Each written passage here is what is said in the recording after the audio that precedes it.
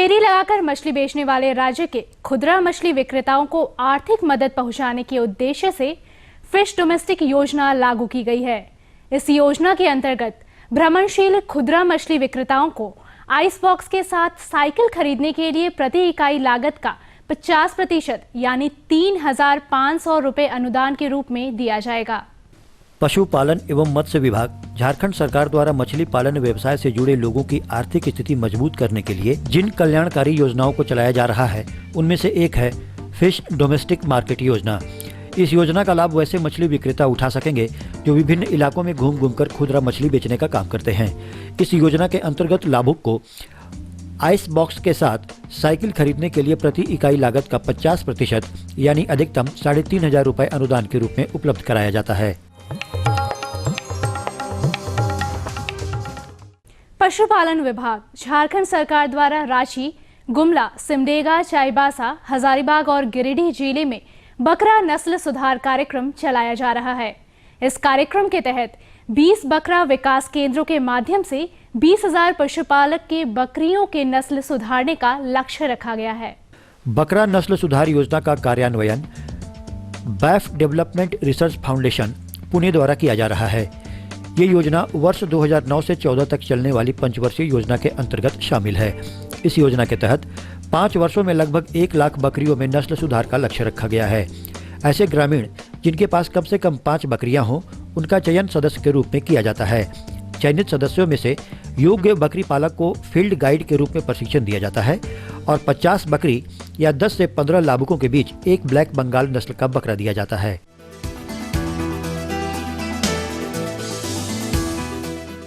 टमाटर की खेती कर रहे किसान फसल में लगने वाले फलछेदक कीड़ों के प्रति सतर्कता बरतें।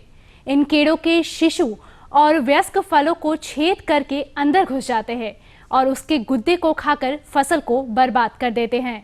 इस कीट के नियंत्रण के लिए डेसिस नामक कीटनाशी दवा 2 मिलीलीटर प्रति लीटर पानी की दर से घोल बनाकर फसल पर छिड़काव करें। खासकर इस मौसम में लगे टमाटर फसल में फली छेदक कीड़ा लगने का खतरा सबसे ज्यादा होता है। इस कीट के रोकथाम के लिए फूल लगने के समय ही मोनोक्रोटोफास कीटनाशी का व्यवहार करें या डेसिस दवा से बनाए घोल का छिड़काव भी फायदेमंद साबित होगा। जो किसान भाई टमाटर की खेती कर रहे होंगे, अभी उनके फसल पे फल वेदक कीट का प्रकोप होगा और फल वेदक कीट से नियंत्रण के लिए किसान भाइयों को डेसिस नाम की दवा 2 मिलीलीटर दवा लीटर पानी में घोल बना के छिड़काव करें। अगर ये नहीं मिलता है तो मोनोक्रोटोफास दवा का छिड़काव फूल बनने की अवस्था में कर देंगे तो फल वेदक कीट का नियंत्रण आसानी से हो जाएगा।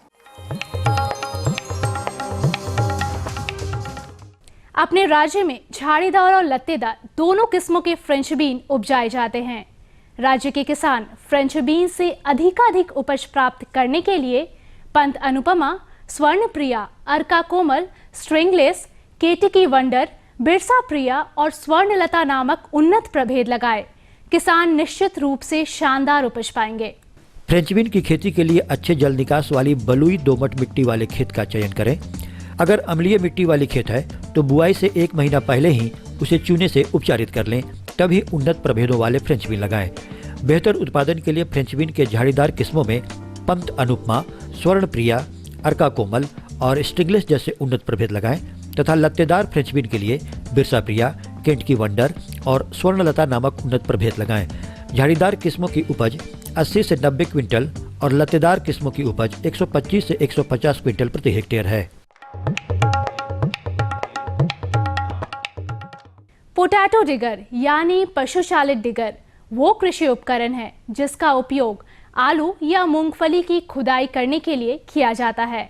इस यंत्र से किसान द्वारा कुदाल या फावड़ा से की गई खुदाई की तुलना में 60% मजदूरी की बचत और 55% संचालन खर्च में बचत होती है। पशु चालित पोटैटो डिगर एक ऐसा उपकरण है जो एक जोड़ी बैल द्वारा संचालित होता है। इसका प्रयोग आलू एवं मूंगफली निकालने में करते हैं। गहराई का नियंत्रण करने के लिए गेज व्हील लगी होती है। इससे आलू के कंद सुरक्षित तरीके से निकाला जाता है। पारंपरिक तरीके से की गई आलू की खुदाई की तुलना में 60% मजदूरी में और 55% संचालन खर्च में बचत होती है। कामयाबी उस किसान का कदम चूमती है जो अपनी खेती बाड़ी के काम में पूरी ईमानदारी के साथ 100% समय देता है। किसान की निष्ठा और उसका समर्पण निश्चित तौर से उसके उपज में असर दिखाता है। दरअसल ये बातें उस किसान से जुड़ी हुई है जिनसे आज हम मिलने वाले हैं। आज हम आपको एक ऐसे किसान से मिलवाने जा रहे हैं जो अपने खेती बाड़ी से जुड़े किसी भी काम की उपेक्षा नहीं करते, न ही उस काम में विलंब करते हैं। हर काम को पूरी तल्लीनता के साथ संपन्न करते हैं। यही वजह है कि आज ये अपने पैदावार से एक नया कीर्तिमान स्थापित कर रहे हैं। जो 10 डिसमिल में 105 पौधा लगे हुए हैं और अच्छा उससे मेरा फल आ रहा है और कम जगह पर ज़्यादा पौधा लगा है, जिससे उत्पादन मेरा ज़्यादा हो रहा है कम जगह पर ही, और उससे जो है मेरा परिवार अच्छा चल रहा है और इनकम जो है मेरा अच्छा हो रहा है। वही चीज़ अगर हम संगन बागवानी नहीं करते तो 10 डिसमिल में जो है मेरा 5-7 या 10 पौधा ही लगता, जिससे मेरा उत्पादन कम होता, इनकम मेरा आय कम होता। बागवानी करके आज हम काफ़ी खुश हैं, अपना परिवार का भरण पोषण अच्छा तरह से कर रहे हैं, अच्छी तरह से चल रहा है। और अब एक नजर राज्य के 3 प्रमुख शहरों के मौसम के मिजाज पर।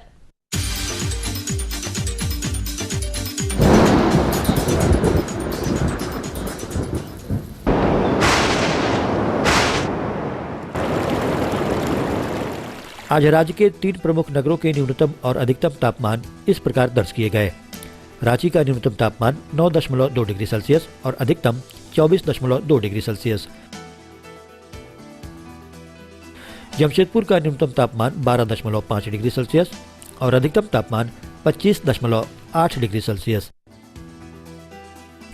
मेदिनीनगर का न्यूनतम तापमान 9.4 डिग्री सेल्सियस और अधिकतम 25.6 डिग्री सेल्सियस। और अब मंडी भाव में आइए नजर डालते हैं अनाजों के भाव पर।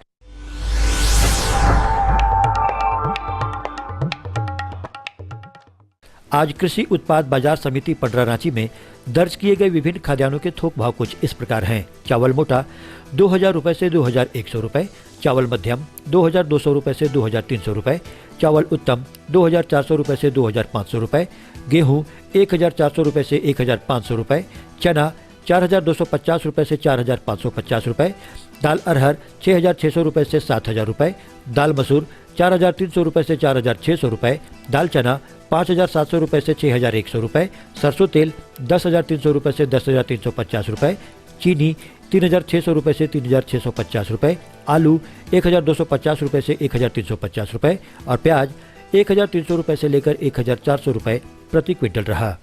कृषि समाचार में आज इतना ही। अगले दिन अगले अंक में फिर मुलाकात होगी कुछ ताज़ा तरीन खबरों के साथ। तब तक के लिए दीजिए इजाजत। नमस्कार, जोहार। ये लो और बताओ। बस। अरे ये क्या भैया जी, बस इतनी सी रासायनिक खाद? किसानी छोड़ रहे हो क्या? किसानी नहीं, नादानी छोड़ रहे हैं। मिट्टी की जांच कराई है।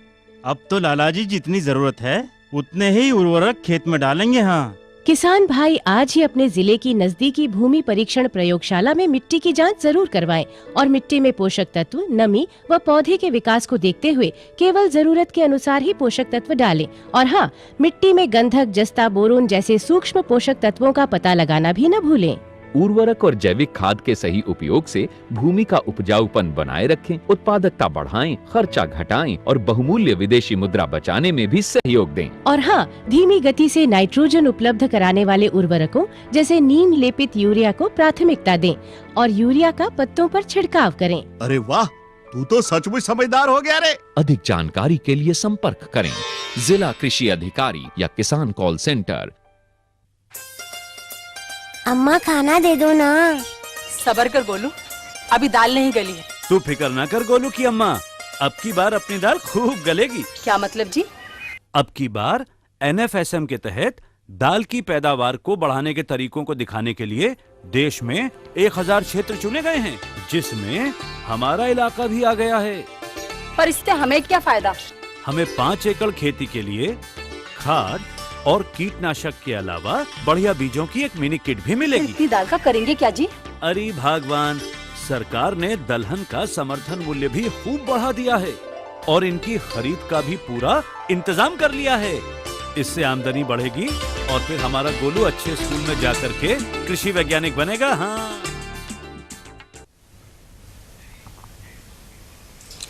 किसान भाइयों नमस्कार। कृषि दर्शन कार्यक्रम में आपका बहुत बहुत स्वागत है। किसान भाइयों, ग्रीष्म की तपिश हो या ठंड की सिहरन, मेहनत मशक्क़त के साथ हम खेती बाड़ी करते हैं, लेकिन कई बार ऐसा होता है कि हमारी फसलें ख़राब हो जाती हैं, हमें काफ़ी नुकसान झेलना पड़ता है। इस दिशा में बहुत सारी योजनाएं चलाई जा रही हैं ताकि किसानों को जो नुकसान होता है उसकी भरपाई हो सके। जी हाँ किसान भाइयों, बिल्कुल आज हम बात करने वाले हैं बीमा के बारे। रबी फसलों में कौन कौन सी बीमा योजनाएं चलाई जा रही हैं, आप इसका लाभ किस तरह से उठा सकते हैं, इसी विषय पर बातचीत करने के लिए हमारे साथ हैं श्री अनुपम दास, जो कि क्षेत्रीय प्रबंधक हैं agriculture insurance company of India limited के। सर, आपका इस कार्यक्रम में बहुत बहुत स्वागत है। नमस्कार। किसान भाइयों, अगर आप रबी फसलों में बीमा के बारे में कुछ भी जानना चाहते हैं तो हमारे विशेषज्ञ के साथ बातचीत करके सीधे अपने प्रश्नों का जवाब पा सकते हैं। तो नोट कीजिए हमारा फ़ोन नंबर है 0651 2284 आप हमारे विशेषज्ञ से संपर्क कीजिए। तब तक हम सर ये जानना चाहेंगे कि ये रबी की बात है, चूँकि आज खास हम रबी की बात कर रहे हैं, तो कब से कब की फसल में रबी की बीमा योजनाएं चलती हैं? रबी सीजन जो है वो अक्टूबर से मार्च तक की वो समय होता है। अक्टूबर महीने से लेकर मार्च महीने तक जितनी भी फसलें लगती हैं वो रबी फसलों की श्रेणी में आती है। तो फिर जब हम बात करते हैं तो अक्टूबर से मार्च में किन किन फसलों के लिए आप बीमा की योजनाएं चलाते हैं? हाँ, जैसे कि ये जो है रबी सीजन में हम बीमा जो चलाते हैं ये केंद्रीय सरकार एवं राज्य सरकार दोनों का योजना है। दोनों उसमें आपको सहयोग करते हैं। तो इसके लिए हम राज्य सरकार से अधिसूचना जारी करना ज़रूरी है। तो फिलहाल अभी इस समय झारखंड में हमारा 3 योजना चालू है। एक है संशोधित राष्ट्रीय कृषि बीमा योजना, दूसरी है राष्ट्रीय कृषि बीमा योजना और तीसरी है मौसम आधारित फसल बीमा योजना। तो जो फसल है, फसल का 2 ग्रुप में बांटी गई है। एक तो है आपका गेहूँ, राई, सरसों, चना एवं आलू, इनको मुख्य फसल में शामिल किया जाता है। और टमाटर, फूलगोभी, पत्ता गोभी, मटर, तीसी, मसूर एवं शरद धान, जिनका पॉपुलर नाम यहाँ पे गर्मा धान है, ये है गौण फसल में शामिल की जाती है। तो इसके लिए पहले मैं बताऊं, जो टमाटर, फूलगोभी, पत्ता गोभी, मटर और तीसी, मसूर, शरद धान, ये फसलों के लिए मौसम आधारित फसल बीमा चलाई जा रही है और पूरा 24 जिलों में झारखंड का यही योजना चल रही है। तो किसान भाई इसका लाभ उठा सकते। इसका ये मौसम आधारित इसीलिए है, इसका जैसे कटाई पे नहीं, उत्पादन पे नहीं है। इसका रिस्क है, हम कवर करते हैं जैसे कि प्रतिकूल तापमान, कीट व्याधि के लिए अनुकूल मौसम, बेमौसम वर्षापात एवं सापेक्षित आर्द्रता। जैसे कि रबी मौसम में फसल बुआई करते समय अगर ज़्यादा अधिक तापमान हो गया या ज़रूरत से कम तापमान हो गया, यानी बादल छाए हुए जिससे कीटाणु का प्रकोप बढ़ सकती है, यानी आपका बेमौसम वर्षापात हो गया है, तब उसका भरपाई करते हैं। उसके लिए कोई आपका मैनुअल जो है मानव नहीं है।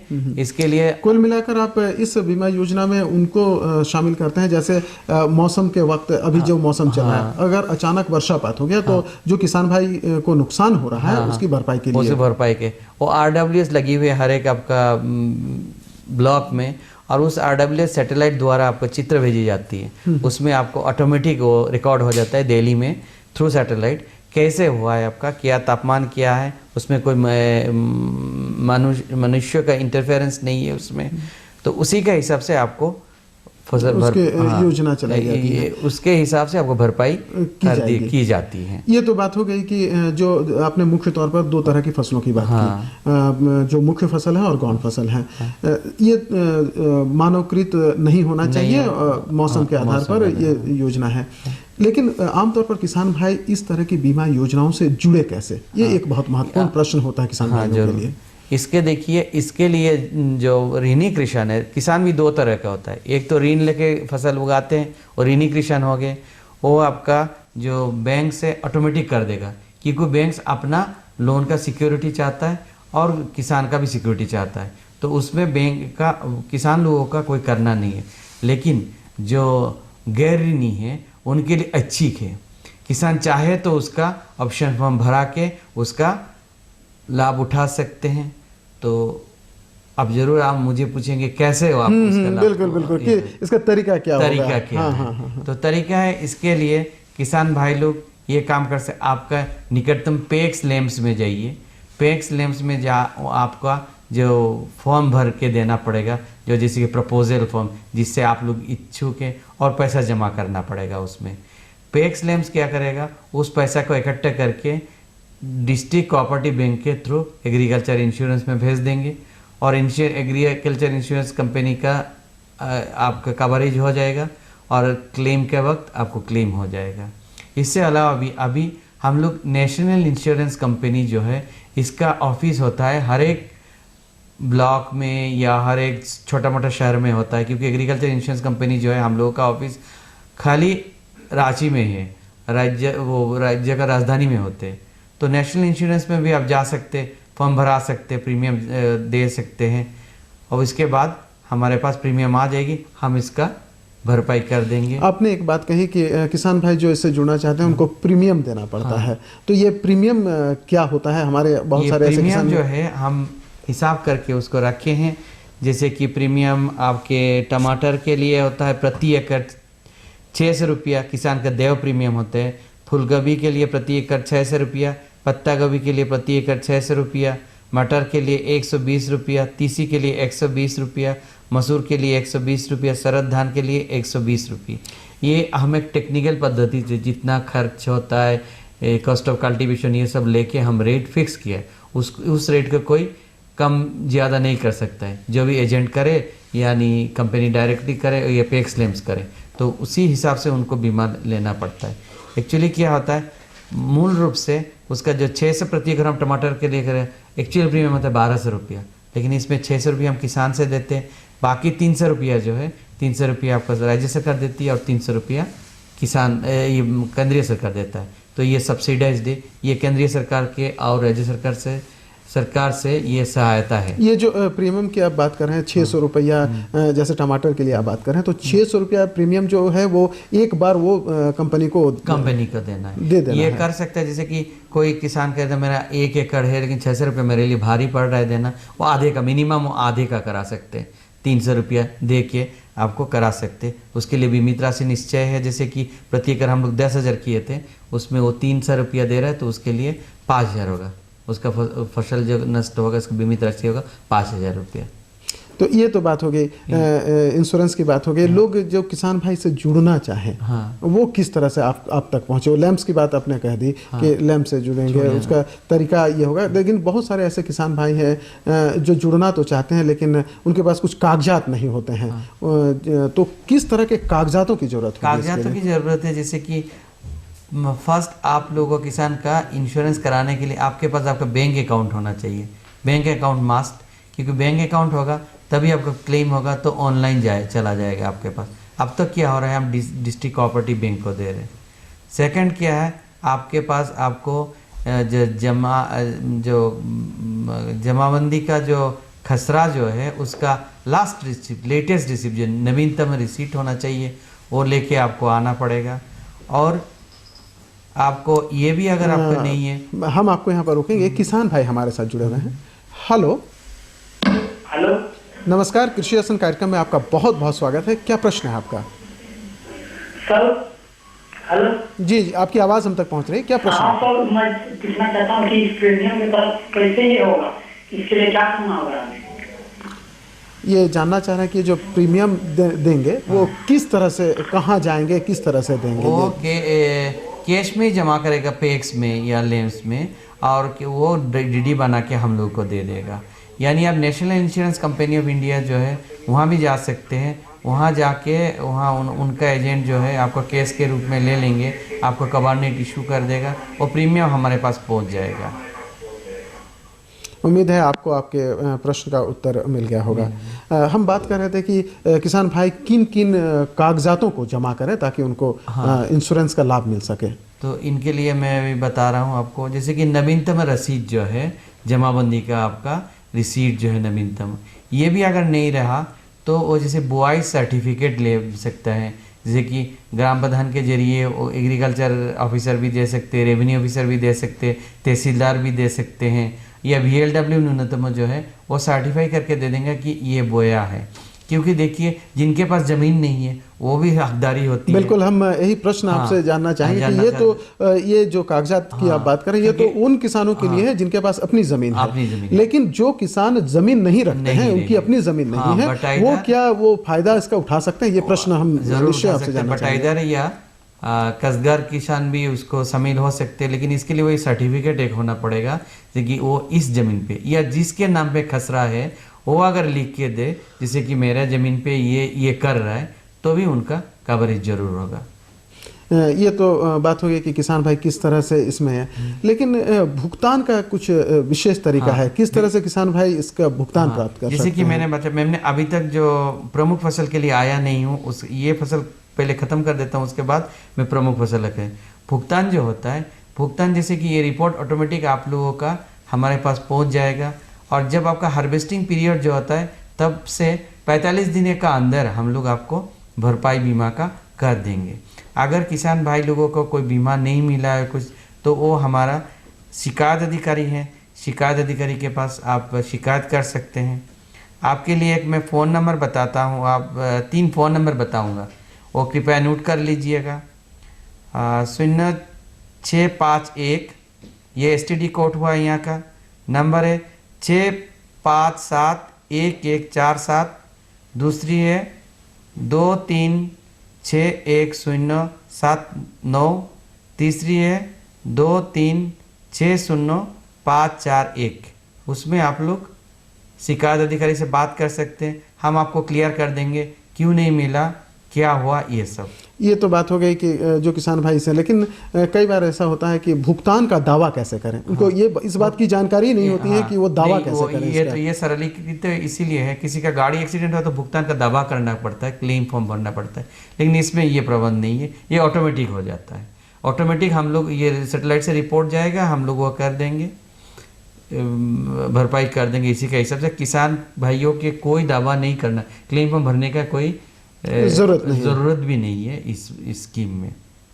तब ये चला कि हमका, लेकिन प्रमुख फसल के लिए तो मैंने बताया नहीं अभी। प्रमुख फसल जो है गेहूँ, राई, सरसों, चना एवं आलू, ये जो फसल है इसके लिए आपको 2 स्कीम है। एक स्कीम है संशोधित राष्ट्रीय कृषि बीमा योजना, और रांची एवं लोहारदगा जिले के लिए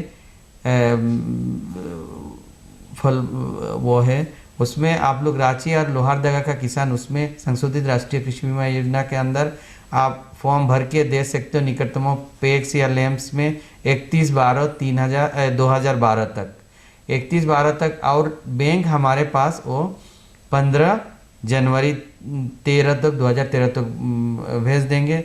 तो आपसे अनुरोध है कि आप लोग पैक्स या बैंक्स में जाइएगा या डिस्ट्रिक्ट कोऑपरेटिव बैंक्स में जाइएगा, वहाँ पे सफिशिएंट फॉर्म उपलब्ध है, हमने फॉर्म दे दिए हैं उस फॉर्म से। यानी आप लोग ये काम करते हैं, नेशनल इंश्योरेंस का कोई ऑफिस आपको सामने दिखाई दी है, आपका नज़र में आ रहा है, तो उसमें जाइएगा, क्योंकि वो भी राष्ट्रीय कंपनी है जिसके साथ हम लोग एक टाई अप हुआ है, जो इस साल से, इस बार से वो हमको बीमा दे सकते हैं। उसमें भी एक ही चीज़ लागू होगा आपको, जैसे कि आप वो देंगे, बैंक अकाउंट ज़रूरी है, और ज़रूरी है आपका नवीनतम जो सर्टिफिकेट। एक ही पद्धति है आपका, रिसीट जो है वो है, या शोइंग सर्टिफिकेट, बुआई का सर्टिफिकेट जो है वो आपका सत्यापन जरूरी है, वो देंगे। ये केवल रांची और लोहारदगा के लिए ज़रूरी है। और से आता है तब नंबर ऑफ फार्मर्स, मतलब संख्या कितने फार्मर कराया है, उस ब्लॉक का नाम आता है। तो ब्लॉक में अगर उत्पादन का घटा है तभी आपको क्षतिपूर्ति राशि आपको दिया जाएगा। एक आमतौर पर जो किसान भाई यहाँ जूझते हैं, कई बार फसलों में कई तरह के कीड़े लग जाते हैं। तो क्या वो कीड़े लगने के कारण क्या उन फसलों की भरपाई के लिए क्या बीमा डायरेक्टली नहीं है, लेकिन उत्पादन का ऊपर, जैसे कि कीड़ा जो मौसम आधारित में है, इसमें जैसे जिस मौसम कीड़ा का प्रकोप को बढ़ोतरी देती है उस मौसम में, जैसे कि ज़्यादा नमी हो गई तो कीड़ा का जन्म ज़्यादा होगा, कीड़ा अटैक करते, उसके लिए इनको मिलते हैं। तो ये जो आकलन कीड़ा का अटैक ज़्यादा हुआ या इस तरह, इसका आकलन आप किस तरह से करेंगे? ये जो राष्ट्रीय कृषि बीमा, संशोधित राष्ट्रीय कृषि बीमा जो है, इसका ऐसे कोई कीड़ा का आकलन नहीं किया जाती है। क्रॉप कटिंग होके जितना प्रति हेक्टेयर कितना किलो आया है, इसी यूनिट में राज्य सरकार हमारे पास भेजते हैं, सांख्यिकी विभाग जो करता है। तो इसीलिए कीट का उपद्रव हुआ कि नहीं वो नहीं देखी जाती है। किसी इसको प्राकृतिक आपदाओं मानी जाती है, किस बाढ़ हो चाहे सुखाड़ हो, उत्पादन में तो कमी घाटती आएगी। लेकिन मौसम आधारित जो है, मौसम आधारित बीमा जो कह रहा हूँ, वो क्या करता है, इसे ये ऑटोमेटिक क्रॉप कटिंग नहीं है। जैसे क्रॉप कटिंग में भी शिकायत होती है, क्रॉप कटिंग बहुत जगह क्रॉप कटिंग नहीं हो पा रहा है, ये सब किसान का, लेकिन इसमें शिकायत की कोई वो गुंजाइश नहीं रहती। एक और महत्वपूर्ण प्रश्न है, जैसे आपने कहा, हम अपने बातचीत के क्रम में आपको बता रहे थे कि किसी व्यक्ति का नुकसान हो गया। कई बार ऐसा होता है कि किसी कारणवश, जैसे मान लीजिए कि अधिक यूरिया दे दिया या सल्फेट दे दिया, कुछ भी दे दिया, और मान लीजिए वो अनजाने में उसके फसल का नुकसान हो जाता है, तो क्या इस तरह के किसान व्यक्तिगत, क्योंकि वो तो व्यक्तिगत रूप से ही वो नुकसान व्यक्तिगत रूप में नहीं होगा। हम लोग क्या करते हैं, जैसे कि block is the notified unit, और संशोधित में रांची और लोहरदगा में उसमें panchayat is the notified unit. तो उसमें कब काटनी होती है, काटने के बाद राज्य सरकार हमको बताते हैं हमको, क्योंकि संशोधित राष्ट्रीय बीमा में छोटा कर दिया गया, जितना छोटा यूनिट होगा उतना रिफ्लेक्ट ज्यादा करेगा, क्योंकि प्रति एकड़ कितना नुकसान हुआ है, बिल्कुल कितना नुकसान हुआ है, तो क्रॉप कटिंग का उधर बिल्कुल। और जो मौसम आधारित जो है, मौसम आधारित ये प्योरली साइंटिफिक है, वो बता देगा। जैसे कि अभी इस मौसम में अभी इतना नमी हो गया, सडनली बरसात बहुत हो गया, कीड़ा का प्रकोप हो, ऐसे में उनको भुगतान मिलेगा। बिल्कुल, समय की हमारी पाबंदी है। किसान भाइयों, उम्मीद है कि आपको रबी फसल में लगने वाली जो बीमारियां हैं या जिस तरह से आप भुगतान चाहते हैं, आप कुछ जानकारियां जो हमारे विशेषज्ञ के द्वारा दिया गया, आप इसका निश्चित रूप से लाभ उठाएंगे। आपको नुकसान नहीं हो, और अगर नुकसान हो तो भरपाई के लिए बीमा कंपनी से जो आप सहायता प्राप्त कर सकते हैं, अवश्य प्राप्त करें। आप हमारे कार्यक्रम के साथ जुड़े, आपने हमारे कार्यक्रम को देखा, इसके लिए आपको बहुत बहुत धन्यवाद। और अनुपम साहब, आप भी हमारे किसान भाइयों को जानकर इसके लिए बहुत बहुत धन्यवाद। किसान भाइयों, नमस्कार, जोहार। हमारा अनुरोध है, जरूर उठाइए इसका लाभ किसान भाई।